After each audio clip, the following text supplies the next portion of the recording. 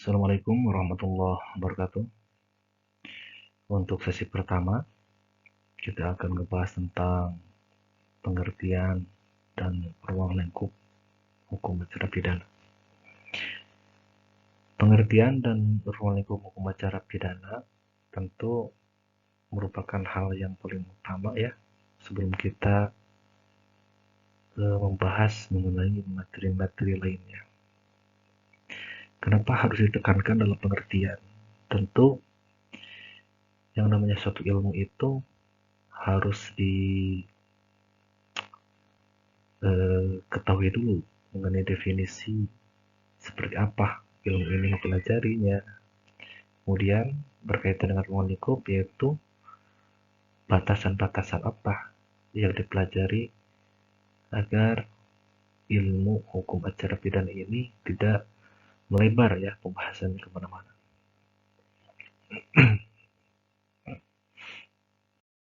Sebelum membahas mengenai pengertian dan ruang lingkup, di sini harus diketahui bahwa tujuan daripada perkuliahan ini ada 3 ya secara umum. Yang pertama, memberikan pemahaman terhadap ruang lingkupnya. Kemudian yang kedua, menjelaskan tentang prosedur beracara dan penerapannya. Kemudian yang ketiga, memahami beberapa asas dalam hukum acara pidana.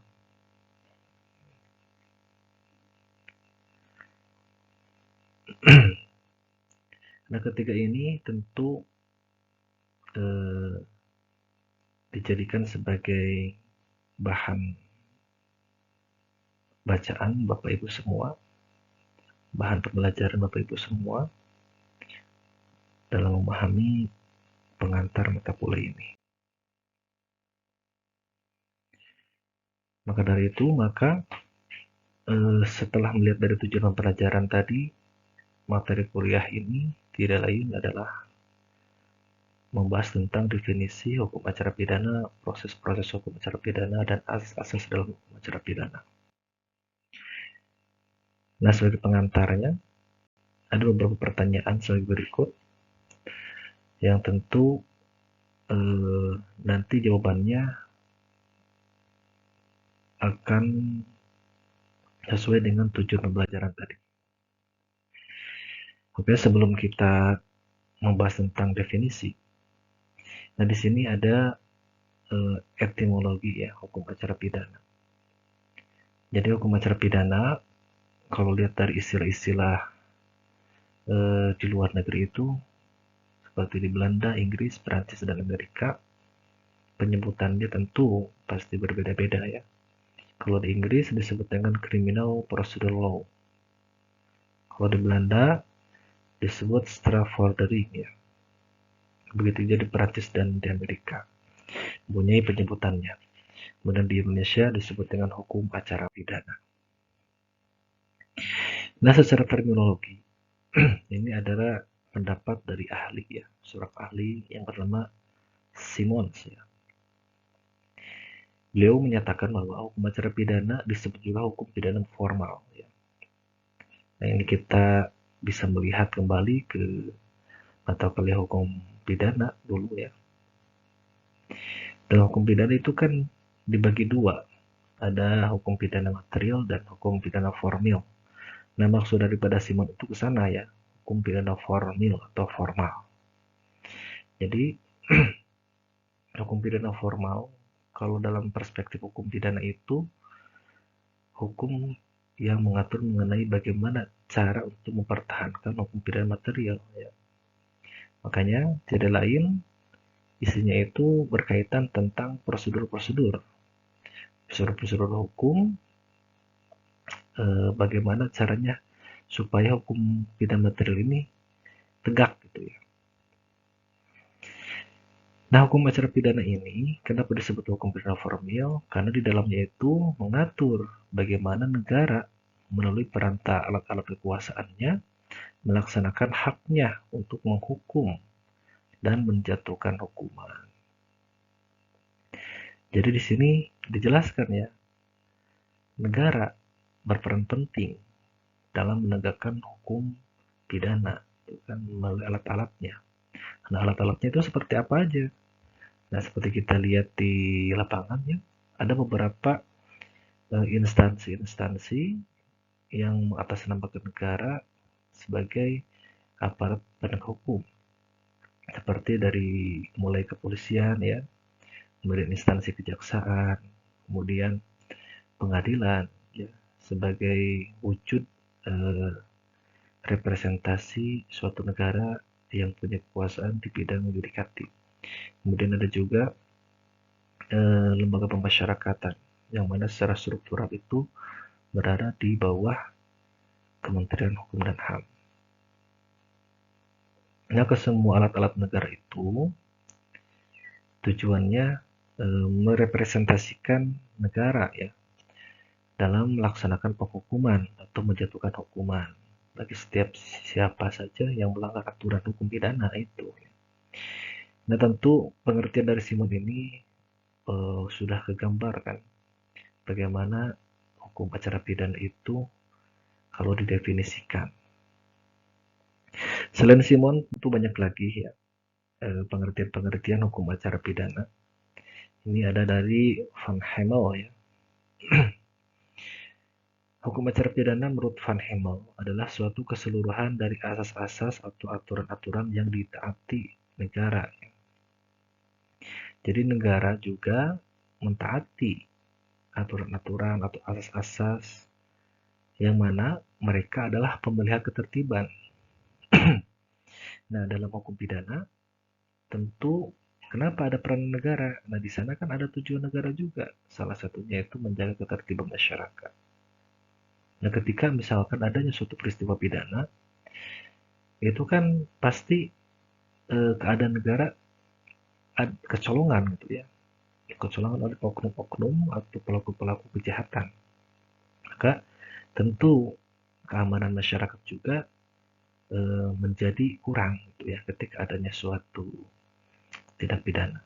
Maka di sana tanggung jawab daripada negara sebagai pemelihara ketertiban hukum ya harus melaksanakan penegakan gitu ya. Tujuannya itu membalas kalau hukum pidana kan. Nah, tentu di sini juga pengertian dari Van Hemel tentu eh, titik pusatnya itu ada daripada peranan negara ya dalam menjaga ketertiban hukum. Kemudian selain Van Hemel ada juga Van Hattum dan Van Bemmelen. Van Hattum menyatakan bahwa hukum pidana formal ya, hukum acara adalah peraturan yang mengatur bagaimana caranya hukum pidana yang bersifat abstrak itu harus diberlakukan secara nyata. Nah, ini terkait dengan pengertian yang pertama tadi bahwa hukum pidana formal ya, atau hukum pidana formal ini bagaimana caranya mempertahankan sebetulnya bagaimana caranya hukum pidana ini yang bersifat abstrak tadi, yang mana hukum pidana formal itu kan isinya adalah hanya seperangkat aturan kan tentang larangan, kewajiban atau keharusan yang mana ketika misalkan dilanggar itu harus diberikan sanksi pidana gitu kan. Tetapi kan itu sifatnya abstrak, belum konkret ya. Maksudnya itu belum bisa dilaksanakan ketika orang melanggar, lantas siapa yang menegakkan gitu ya, selain daripada alat-alat negara tadi.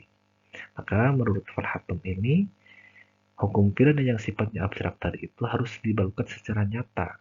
Nah, melalui prosedur-prosedur beracara tadi, Bapak Ibu. Dari mulai misalkan pemeriksaan oleh kepolisian sampai nanti divonis oleh pengadilan dan dieksekusi oleh lembaga pemasyarakatan atau lembaga lainnya. Nah, itu intisari daripada pengertian hukum acara pidana menurut Van Hattum. Kemudian dari Van Bemmelen juga hampir sama ya. Jadi hukum acara pidana itu mempelajari peraturan yang diciptakan oleh negara karena adanya dugaan pelanggaran undang-undang pidana ya. Sama itu ya, tujuannya sebagai penegakan. Kemudian kalau melihat dari doktrin-doktrin lokal ya, ahli-ahli nasional, tentu apabila kita baca ya, pendapatnya itu sama yang pada pokoknya itu bagaimana cara mengenakan pidana yang ada pada suatu perbuatan pidana dapat dilaksanakan. Jadi hukum acara pidana itu untuk melaksanakan bagaimana cara mengenakan pidana itu ya maksudnya. Kemudian kalau lihat dari Bambang Purnomo juga, bagaimana cara prosedur untuk menuntut ke muka pengadilan. Nah itu tadi kan yang namanya hukum acara pidana itu adalah hukum pidana formil. Jadi bagaimana cara mempertahankan hukum pidana material atau bagaimana cara mempidanakan melalui alat-alat negara. Nah tentu dari definisi itu Bapak Ibu mulai kegambar ya seperti apa hukum acara pidana itu kalau didefinisikan.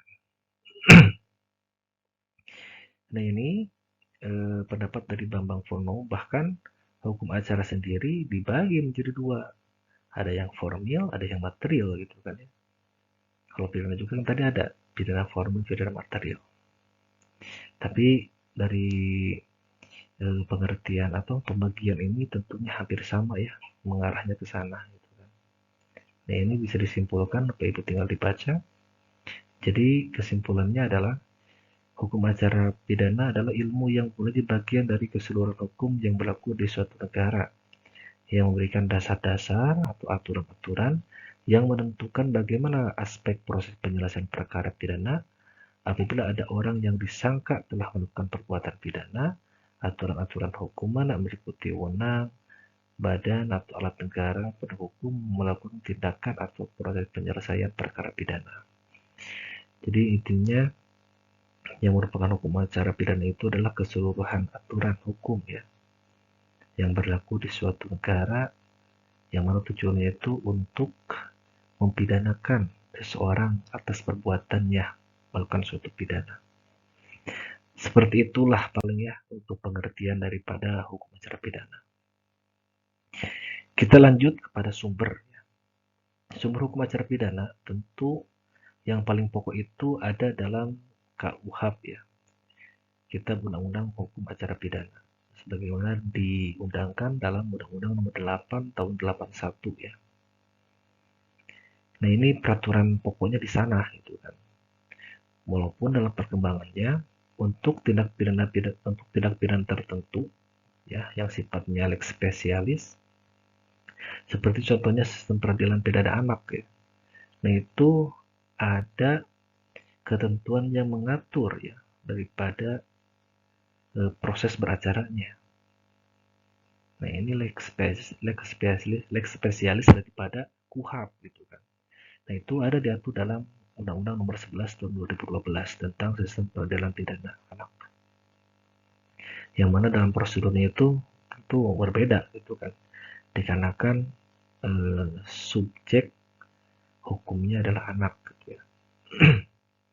Nah kemudian selain KUHP, sumber hukum acara pidana di Indonesia itu mengacu juga pada Undang-Undang Kekuasaan Kehakiman ya, yang mana sekarang diatur dalam Undang-Undang 48 tahun 2009. Kemudian ditindaklanjuti oleh Undang-Undang tentang Mahkamah Agung ya. Nah ini tentu berkaitan dengan proses penghukuman, yaitu kan ada nanti setiap perkara itu harus diadili ya di persidangan. Nah yang nama persidangan itu kan dilaksanakan di pengadilan ya. Nah pengadilan pokoknya itu ada di bawah lingkungan Mahkamah Agung semua juga. Dari Mahkamah Agung ke bawah ke pengadilan tinggi, ke bawah lagi ke pengadilan negeri ya. Nah sedangkan peran daripada Mahkamah Agung sendiri adalah sebagai pemegang kekuasaan kehakiman itu ya, yang dilaksanakan oleh hakim-hakim yang tentunya mempunyai kredibilitas ya, dalam memeriksa dan mengadili suatu perkara.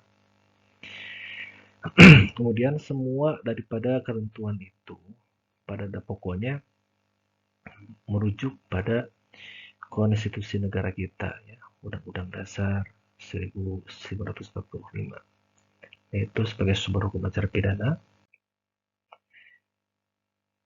Kemudian ini sebagai pengelompokannya ya. Nah, kalau misalkan melihat pengelompokan hukum ya, khususnya hukum pidana. Nah, ini secara garis besar hukum acara ini masuk pada kategori yang ketiga ya, cara mempertahankannya. Nah, di poin kedua ada kan hukum formil di sana ya, maksud daripada hukum acara di sana. Selebihnya itu merupakan bagian-bagian yang lainnya. Jadi hukum acara ini merupakan ketentuan mengenai prosedural ya, cara mempertahankan. Kemudian dari segi tujuan ya, kita lihat bahwa tujuan hukum acara pidana itu secara garis besar ada 3. Pertama, tujuannya itu untuk mengungkap suatu kebenaran material ya. Kenapa disebut kebenaran material? Dikarenakan kebenaran material itu adalah kebenaran hakiki ya. Jadi setiap peristiwa pidana, perbuatan pidana yang diadili oleh pengadilan khususnya, sebelumnya itu diselidiki, disidik, dituntut, tentu pada pokoknya yang dilihat itu adalah atau yang dicari itu adalah kebenaran hakikinya. Nah, apakah benar atau tidak si pelaku ini yang didakwa ya, yang ditangkap, ditahan, kemudian hak-hak lainnya sulit dibatasi dikarenakan misalkan adanya beberapa bukti yang menyebutkan bahwa dia itu telah melakukan suatu tindak pidana. Nah, dicek nanti itu kan oleh pengadilan ya, oleh hakim-hakim. Apakah benar enggak misalkan dia itu melakukan suatu tindak pidana. Makanya 2 alat hakim dalam mengungkap suatu kebenaran material itu, pertama pemenuhan alat bukti dan kedua adalah keyakinan. Nah, ketika misalkan 2 alat itu sudah dipegang oleh hakim berdasarkan keyakinan bahwa seorang ini benar-benar bersalah, apalagi misalkan ada pengakuan dari pihak terdakwa. Nah, itu yang dicarinya itu gitu kan. Soalnya yang tadi kan, apabila melihat dari doktrin hukum acara pidana itu untuk melihat yang tadinya abstrak menjadi nyata itu ya. Makanya supaya perbuatan ini misalkan ya, perbuatan pidana ini benar-benar sesuai dengan ketentuan yang berlaku, maka harus dicocokkan ya unsur perbuatannya dengan unsur-unsur peraturan ya, unsur-unsur tindak pidana apakah sama atau tidak itu kan, dari mulai unsur objektif subjektifnya gitu ya. Nah, kemudian selain kebenaran materi yang dicari oleh hukum acara pidana, yang kedua adalah menentukan subjek hukum ya. Nah, subjek hukum di sini adalah yang berdasarkan alat bukti yang sah sehingga dapat didakwa melakukan suatu tindak pidana. Jadi untuk menentukan siapa yang bersalah gitu ya, berdasarkan kapasitasnya sebagai warga negara yang dapat dipertanggungjawabkan ketika dia itu melakukan suatu tindak pidana gitu ya.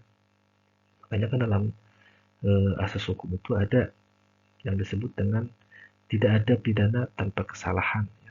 Jadi ketika misalkan dia melakukan perbuatan pidana dibarengi dengan adanya kesalahan gitu ya, kemudian dia itu mampu bertanggung jawab, nah di sana dia adalah seseorang yang harus apa mempertanggungjawabkan perbuatannya dan sebagai subjek hukum juga itu kan dia itu patut untuk dipidana. Kemudian tujuan lain adalah menggariskan surat pemeriksaan dan putusan pengadilan. Ya. Nah, ketika misalkan seorang itu didakwa oleh jaksa berdasarkan pemeriksaan sebelumnya, gitu ya. Kemudian untuk mencari putusan pengadilan ini tentu harus ada korelasi itu ya, berdasarkan hasil pemeriksaan sampai keluar daripada putusan itu. Nah, itu tujuan daripada tujuan hukum acara pidana ya. Secara umum ada 3 ya sebetulnya. Kemudian selanjutnya adalah asas-asas hukum acara pidana. Nah, ini kalau diinventarisir asas-asas hukum acara pidana ini ada dalam KUHP dan Undang-Undang Kekuasaan Kehakiman ya. Nah, ada 10 asas ya secara umum. Pertama, Ada yang dimaksud dengan asas praduga tidak bersalah ya. Mungkin Bapak Ibu pernah mendengar sebelumnya apa maksud daripada asas praduga tak bersalah. Asas praduga tak bersalah ini tentu dijadikan sebagai pegangan ya oleh aparat penegak hukum ketika mereka melakukan tugasnya gitu ya. Jangan sampai eh, aparat penegak hukum ini mencap bahwa seorang itu bersalah. Makanya harus ada check and balances ya antara aparat hukum termasuk juga dari penasihat hukum ya. Jadi antara PH dan aparat APH itu harus saling cross check gitu kan.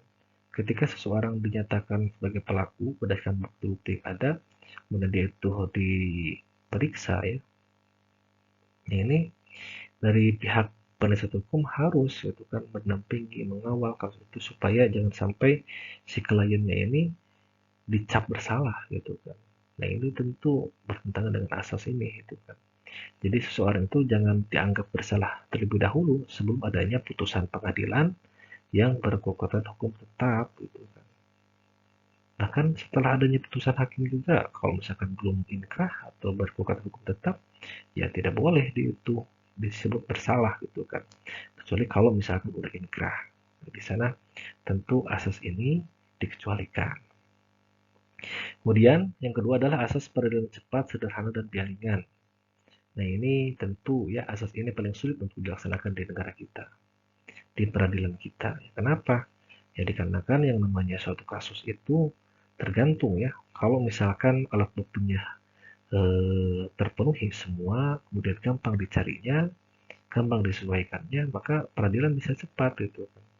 Tetapi kalau misalkan kasusnya rumit itu kan, kemudian eh, menyangkut hajat hidup orang banyak, bahkan apabila pelakunya itu dari golongan white collar crime ya, itu paling susah gitu kan. Maka peradilan cepat ini eh, sungguh sulit sekali untuk dilakukan ya.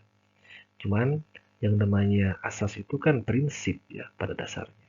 Ya harus itu kan secepat mungkin yang namanya peradilan itu harus dilaksanakan. Sesederhana ya termasuk biayanya itu ringan ya, tidak mahal.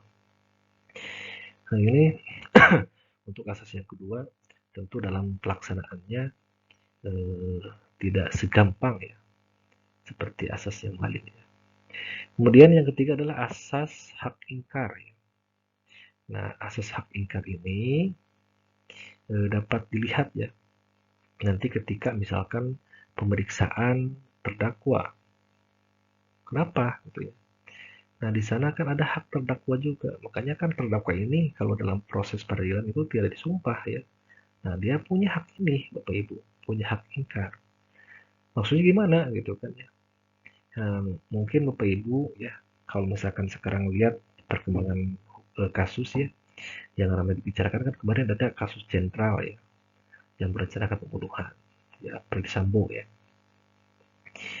Nah itu kalau menurut saya sih, dia kan udah tahu lah hukum acara di kita itu seperti apa, termasuk ada asas apa gitu ya. Ya mungkin ya, kalau misalkan sekarang dia sudah dilakukan BAP ya, kemudian gelar perkara seperti yang pernah diberitakan kan, diliput oleh media. Dalam BAP seperti itu ya. Cuman ketika nanti dia itu diambil keterangan ya dalam acara pembuktian, pemeriksaan terdakwa, nah dia itu punya hak Bapak Ibu. Haknya hak ingkar. Maksudnya gimana? Dia itu bisa mengingkari ya, daripada hasil BAP yang telah disusun oleh aparat penegak hukum sebelumnya, yaitu kepolisian ataupun jaksa, kepolisian itu ya. Bisa diingkar oleh dia gitu kan. Dikarenakan alasannya bisa juga misalkan dia itu terpaksa mengakui seperti itu ataupun apalah itu ya. Nah, itu apa ibu nanti bisa dianalisis lah kasus Ferdy Sambo ya terkait mengenai hak ingkar. Kemudian yang keempat asas pemeriksaan peradilan terbuka untuk umum. Nah ini sudah jelas ya yang namanya peradilan itu harus terbuka. Namun Untuk kasus-kasus tertentu, undang-undang mengecualikan ya, diantaranya seperti untuk kasus anak. Kemudian kalau dalam perdata itu ada kasus perceraian dan sebagainya itu ya. Itu tidak boleh dibuka untuk umum. Tetapi selain itu harus terbuka ya, bahkan boleh diliput oleh media. Nah, kelima adalah asas pengadilan memeriksa perkara pidana dengan adanya kehadiran terdakwa. Nah, ini harus ya. Makanya keterangan terdakwa ini merupakan bagian daripada proses pembuktian ya, alat bukti juga kan terdakwa. Makanya harus diperiksa. Kemudian yang keenam adalah asas equality before the law. Artinya itu persamaan di muka hukum ya, persamaan di muka hukum. Jadi dalam hukum kita itu tidak, pada prinsipnya tidak membeda-bedakan mana yang namanya terdakwa yang mempunyai pengaruh di masyarakat atau tidak gitu ya. Nah, itu pada prinsipnya gitu kan, harus sama di muka hukum, tidak boleh dibeda-bedakan. Namun ketika misalkan terjadi adanya perbedaan, itu kembali lagi kepada pelaksana ya, yang berwenang. Berarti dia apakah melakukan mengamalkan asas ini atau tidak. Kemudian selanjutnya adalah asas bantuan hukum. Nah, ini asas ini tentu harus di apa, penting sekali digunakan ya ketika misalkan terdakwa tidak didampingi oleh penasihat hukum. Tetapi pada kenyataannya ya, untuk bantuan hukum ini sekarang sudah baik sekali ya. Ketika misalkan terdakwa tidak ada PH-nya, kan ada di pengadilan itu LBH yang bisa membantu ya para terdakwa yang tidak mempunyai PH ya atau penasihat hukum. Kemudian yang kedelapan adalah pemeriksaan hakim yang langsung dan lisan. Itu udah jelas ya. Kemudian asas ganti rugi dan rehabilitasi.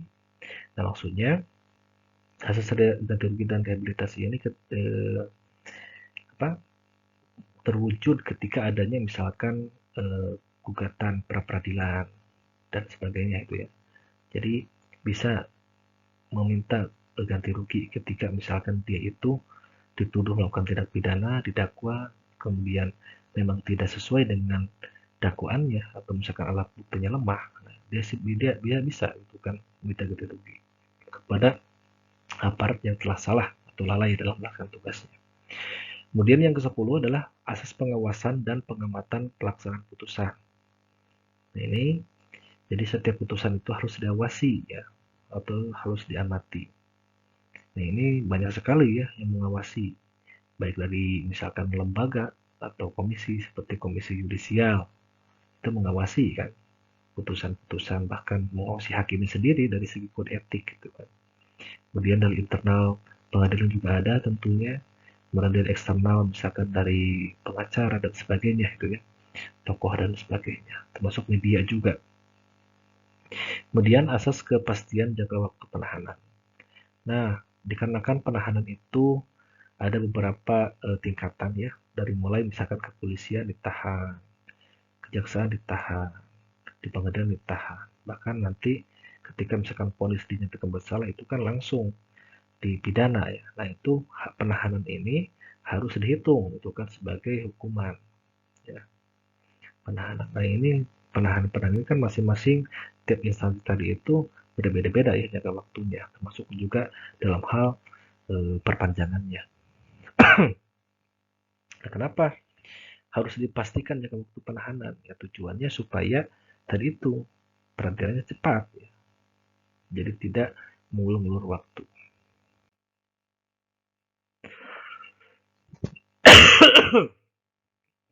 Kemudian ada beberapa ilmu pembantu dalam hukum acara pidana ya. Nah, secara umum ada dua. Yang pertama logika dan psikologi ya. Kenapa logika? Yang dikarenakan yang namanya hukum itu kan harus masuk akal itu ya. Jangan sampai ada perbuatan-perbuatan yang tidak masuk akal dipidana gitu ya. Salah satu contohnya misalkan kayak tidak perbuatan santet itu tidak bisa gitu ya. Tidak bisa dikategorikan sebagai tindak pidana dikarenakan di luar daripada nalar manusia gitu ya. Makanya hukum kita ini ya harus logis itu kan, seperti ilmu pengetahuan. Makanya alirannya itu harus realistis. Kemudian psikologi, nah ini lebih kepada kejiwaan ya. Jadi tidak hanya secara logika tetapi harus dengan kesadaran juga dalam melaksanakan suatu proses peradilan. Nah, untuk psikologi ada psikologi hukum dan psikologi forensik ya. Itu pembagiannya gitu ya.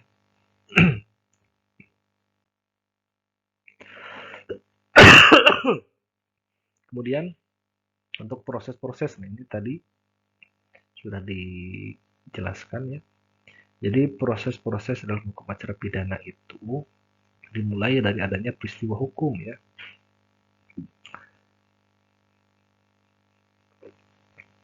Dari perbuatan atau peristiwa hukum. Nah ini kemudian dilakukan suatu penyelidikan ya. Dilakukan oleh kepolisian, diselidiki apakah benar gak peristiwa hukum itu merupakan suatu tindak pidana.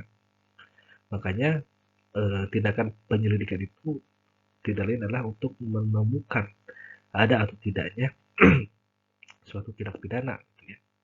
Outputnya ke sana. Kemudian setelah penyelidikan baru penyidikan. Nah ini alat-alat buktinya yang dicari sekarang. Nah ketika misalkan dua proses ini sudah selesai, baru dilaksanakan pra penuntutan ya, melalui penuntut umum. Nah setelah berkasnya lengkap misalkan itu ya, nanti oleh jaksa penuntut umum itu dilakukan atau disidangkan di pengadilan. Nah proses persidangan pengadilan negeri kalau kita pertama ya. Nah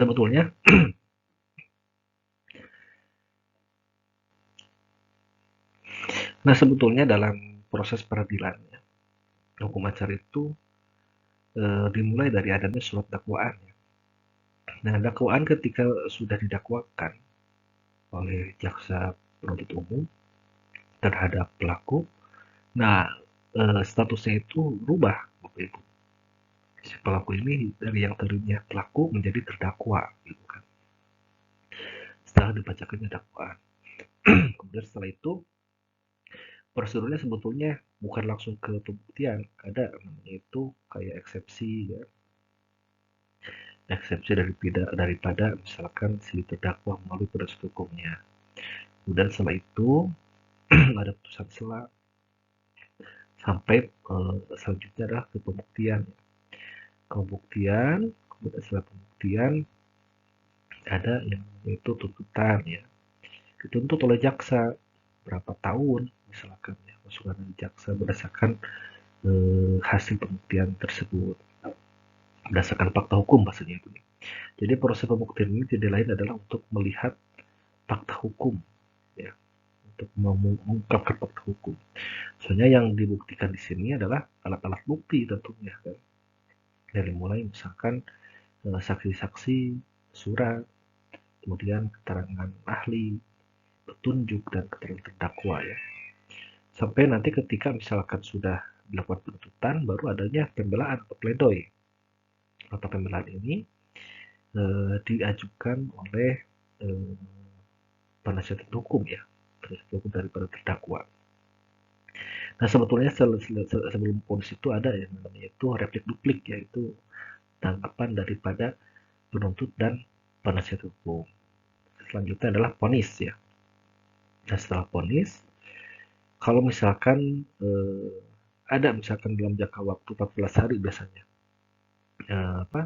upaya hukum dari masing-masing pihak, baik itu jaksa atau penasihat hukum, maka bisa dilakukan upaya hukum dari tingkat yang kedua pertama kedua ya, di pengadilan tinggi banding ke Mahkamah Agung adalah kasasi sampai nanti